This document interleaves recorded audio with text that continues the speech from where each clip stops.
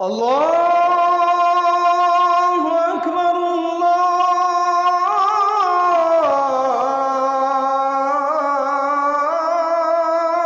আকবার। আমাদের দায়িত্ব হলো আপনাদেরকে রিয়েল সংবাদগুলো দেওয়া।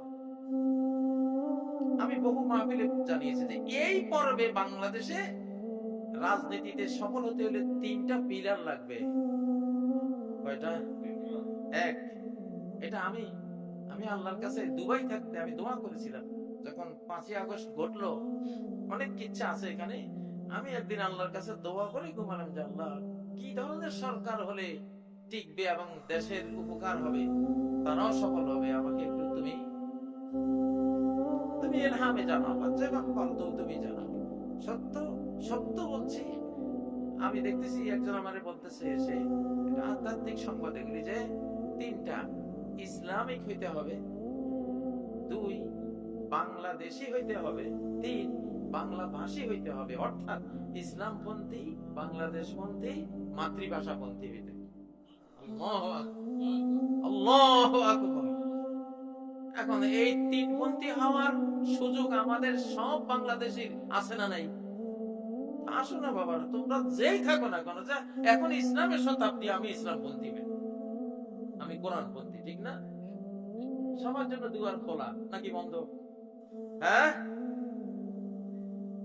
ইসলামপন্থী। ইসলামপন্থী মানে কি? এই মানচিত্র 1947 সালের 14ই আগস্ট, অর্থাৎ আরবি হিসেবে রমজান 27 তারিখ কদরের রাতে এই মানচিত্র আল্লাহ তাআলা সৃষ্টি করেছেন। পৃথিবীতে একটা রাষ্ট্র আছে, শুধু শত শত রাষ্ট্রের মধ্যে একটা রাষ্ট্র যেটা কদরের রাতে জন্ম লাভ করেছে, সেটা এই রাষ্ট্রটা, এই মানচিত্র। ওইটা হলো হিন্দু মানচিত্র, এটা হলো মুসলিম মানচিত্র। ভারত হলো হিন্দু মানচিত্র, সেটা 27 রমজানের পরের দিন ব্রিটিশ অফিসার ঘোষণা দিয়েছে, কিন্তু রাত্রে, আগের দিন ভোরের আগে রাত্রে 27 তারিখের একবারে লাইলাতুল কদরে ঘোষণা দিয়েছে এই মানচিত্রের কথা, যে এটা মুসলিম হবে। আল্লাহু আকবার। তাহলে কদরের রাত্রে আল্লাহ এই মানচিত্র সৃষ্টি করেছেন কি? তুমি ওই 72 ওই কিনা কয় ওই ওই ওই সেকুলারদের, হ্যাঁ, বিষ্ঠা দিয়ে দেশ চালাইবার জন্য। ওইটা তো আরেক বিষ্ঠা, শিরিকের নাম কি? বিষ্ঠা। ওটা কিসের সংবিধান? ওটা নাপাক। ওগুলো কি নাপাক? সেকুলার মকুলার বানাই আমাদের পবিত্র মুসলিম জাতিসত্তাটাকে ধ্বংস করে দিয়েছে, ঠিক নয় কি? তাহলে এখন ইনশাআল্লাহ এই পর্বে আপনারা যেই কোনো দলই করেন না কেন, নাই আপনাদের কোনো নাই, আর বাংলাদেশে কোনো দল আর নাই। আল্লাহর কসম করে বলতে পারি যে কোনো দল নাই ইসলামী দল ছাড়া। আল্লাহর কসম আমি বলি, এটা আল্লাহ আমারে জানাইছেন, আমি জানি, কোরআন থেকে জানি, হাদিস থেকে জানি, ইলহাম থেকে জানি, নিশ্চিতভাবে জানি, বাংলাদেশে কোনো দলের কোনো অস্তিত্বই নাই এখন আর ইসলামী দল ছাড়া। যেই কোনো দল যদি সফল হতে চাও, তাহলে তুমি মুসলিম ভাই, তোমার ধর্মটাকে তুমি বুকে টানি নাও, ঠিক না? তুমি তোমার কোরআনকে বুকে টানি নাও, যে ওকে, আমি ধীরে ধীরে আমি কোরআনের দিকে আসতেছি ইনশাআল্লাহ। নবীজি তো প্রথমেই কোরআনের আইন দিয়েছেন, শুধু লা ইলাহা ইল্লাল্লাহ বলো আর জান্নাতে যাও। 13 বছর এইভাবে কেটে গেছে। তুমি তো ভয় পাও যে আরে কোরআনের আইন মানে আইজে ধরে হাত কাটা শুরু করে, সবাই তো চোর, নেতাগুলি তো সব চোর, এই জন্য কোরআনের ডরায়, ঠিক না? কারণ কোরআনে কইছে যে সম্পদ হরণ করে তার কবজি হরণ করো। কবজি এটাই তো যত চোর, যে সম্পদ হরণ করবে তার কি হরণ করো? কবজি হরণ করো। এই জন্য ওরা কোরআনের আইনে ডরায় বেশি, ভয় নাই ইনশাআল্লাহ।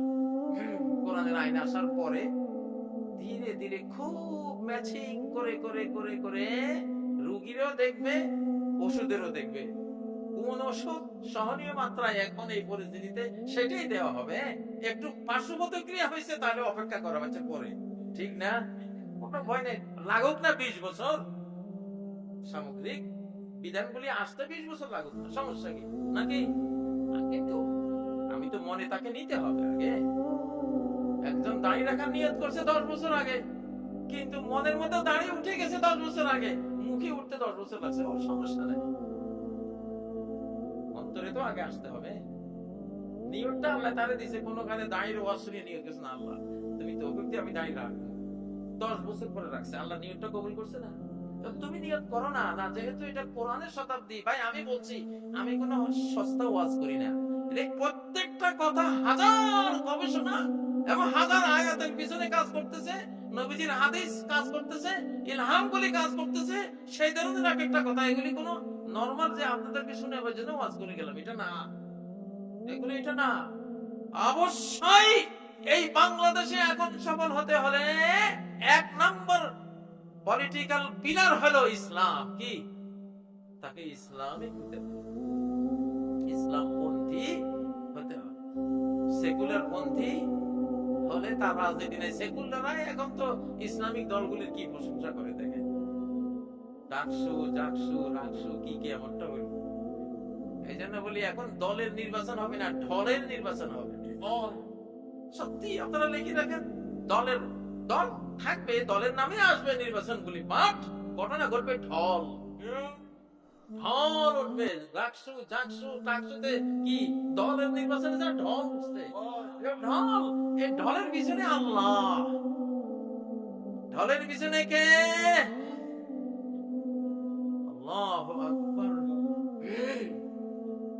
ওয়ালাউ শাআল্লাহু লাসাল্লাতাহুম আলাইকুম। আল্লাহ যদি চান তাদেরকে তোমাদের উপরে নেড়িয়ে দিতে পারেন, যে ক্ষমতা তার আছে না নাই? একটা সাইক্লোন তৈরি করে দিতে পারেন নাকি পারেন না? সামনে তো নির্বাচন একখানের জল্পনা কল্পনা প্রস্তুতি চলছে। আমরা এখন নির্বাচনের প্রস্তুতি নেব, যুদ্ধেরও প্রস্তুতি নেব। গত বছর এক মাহফিলে বলছিলাম যে আগামী বছর হয়তো মাহফিলে আসতে হয়তো একটা স্টিল গান লই আসতে হইতে পারে, একটা বন্দুক সন্দুক লই আসতে হইতে পারে। যে পরিস্থিতি দেখতেছি এখন লাইসেন্স করা লাগবে মনে হয় আমাদের, নাকি ট্রেনিং নিতে হবে, লাইসেন্সও নিতে হবে। সরকারকে বলি বাংলার প্রতিটি যুবককে ট্রেনিং দাও, রাইফেল দাও, ইনশাআল্লাহ। এরা মুক্তিযোদ্ধা, আজন্ম মুক্তিযোদ্ধা আমরা, ঠিক না?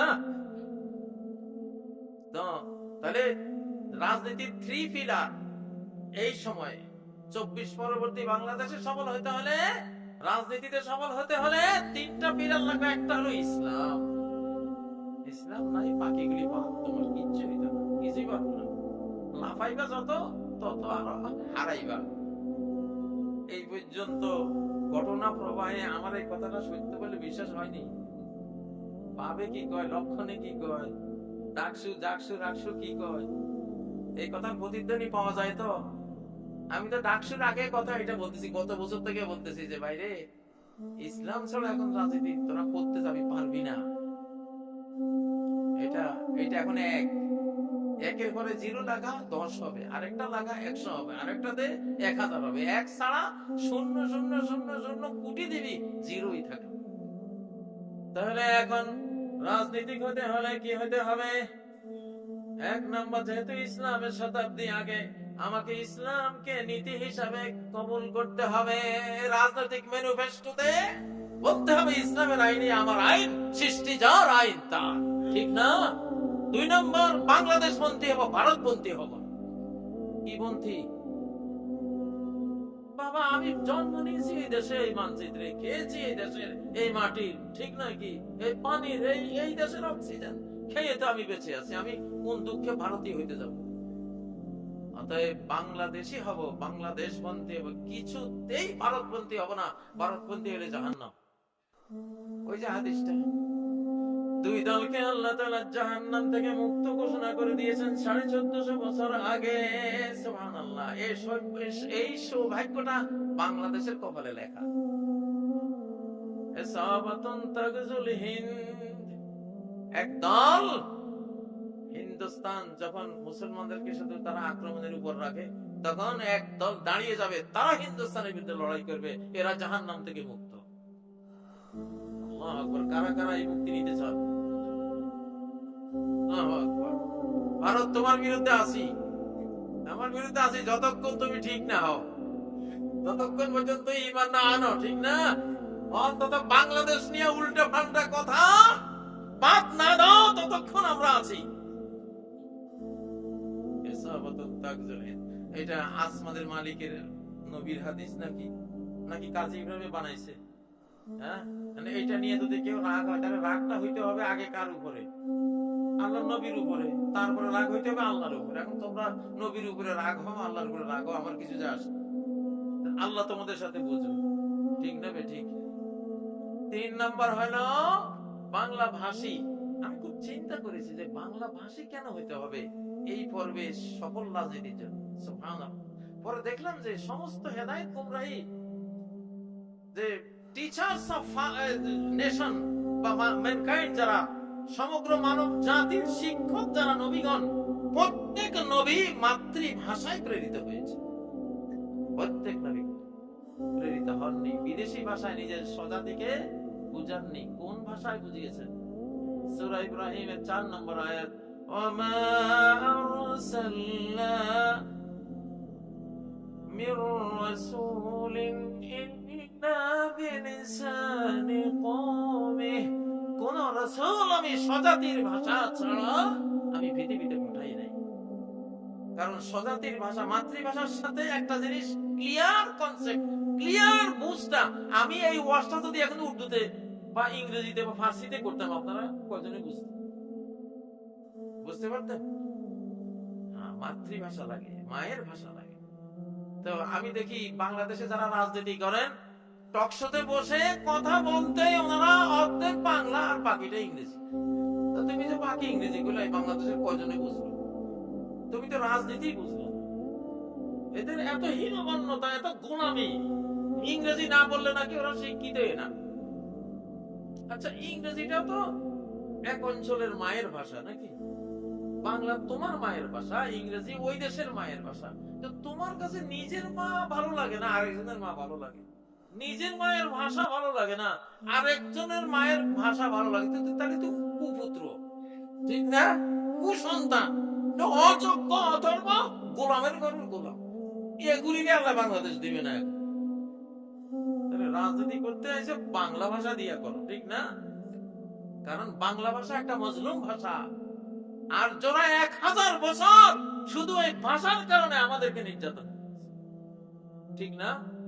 ইংরেজরা 200 বছর নির্যাতন করেছে। তারপরে পাকিস্তানিরা 24 বছর। এই বাংলার কারণে আমরা নির্যাতিত হয়েছি কিনা?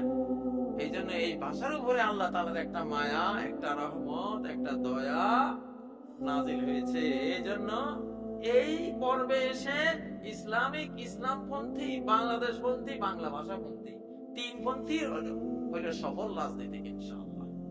আগামী সংসদে দেখবেন যে এরাই জয় জয়কার। কি না কয়? ভূমিধস জয়। প্রশ্নগুলিতে ভূমিধস, যা আমি এটারে বানাইছে ভূমিধস, তো ঠিক আছে, ওরা বানাইছে। আমি আমার ভাষা হলো দলের নয়, ঢলের নির্বাচন আসছে ইনশাআল্লাহ। সাইক্লোন উঠবে ইনশাআল্লাহ, ঠিক না বে ঠিক? আল্লাহ কবুল করেন। আল্লাহুম্মা আমিন।